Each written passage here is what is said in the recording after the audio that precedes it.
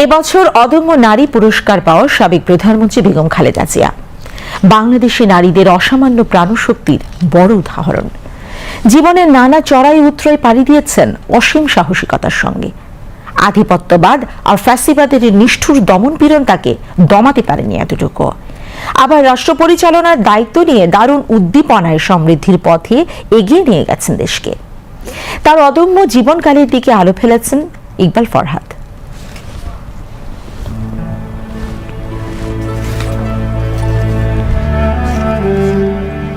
বাংলাদেশের প্রথম নারী প্রধানমন্ত্রী, শুধু একবার নয়, তিনবারের প্রধানমন্ত্রী তিনি। তার ব্যক্তিত্ব, নেতৃত্ব, আভিজাত্য আর ফ্যাশন নিয়ে অসামান্য মুগ্ধতা জনপরিসরে। কিন্তু তাকেও কঠোর সংগ্রামের মধ্য দিয়ে কাটাতে হয়েছে বলতে গেলে পুরোটা জীবন। বেগম খালেদা জিয়া সাধারণ গৃহিণী থেকে রাজনীতির পাদ প্রদীপের আলোতে এসেছিলেন।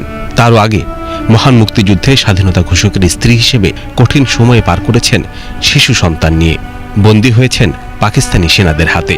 স্বাধীন বাংলাদেশের পথ চলার বছর পাঁচেকের মধ্যে রাষ্ট্র পরিচালনার দায়িত্ব বর্তেছিল স্বামী জিয়াউর রহমানের কাঁধে। তবে তিনি ছিলেন ঘর সংসার নিয়েই। কিন্তু দেশবিরোধী অপশক্তির হাতে স্বামী শহীদ হলে নিঃস্ব হয়ে পড়েন বেগম জিয়া।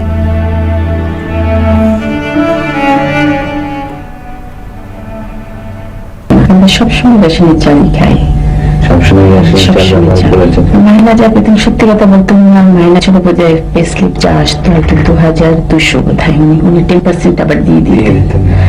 তো তার মধ্যে থেকে আমাকে সে 2000 টাকা দিত, ওর মধ্যেই আমার সংসার চালাতে হতো। দেশ পড়ে নেতৃত্ব শূন্যতায়। এমন প্রেক্ষিতে গৃহবধূ খালেদা নামেন রাজনীতিতে, হাল ধরেন বিএনপির। স্বৈরাচার বিরোধী সংগ্রামে বিরোচিত ভূমিকা রাখেন। নীতির প্রশ্নে আপোষহীন থেকে রাজনীতির ধারণাটাই বদলে দিয়েছিলেন বেগম জিয়া। দেশের মানুষের হৃদয় উজাড় করা ভালোবাসা পেয়ে 1991 সালে প্রধানমন্ত্রী নির্বাচিত হন তিনি। বিবিসি বাংলায় তখন এক সাক্ষাৎকারে তিনি বলেছিলেন ঘর সংসার আর রাজনীতিকে একসাথে সামলানোর কথা। Obviously, I have changed, you can see. I have to work both. As the housewife, I was housewife. On the other side, I am mother. And other side, I have to work for the country, for the people, as the leader of the party. So I have to work both sides, and I manage it.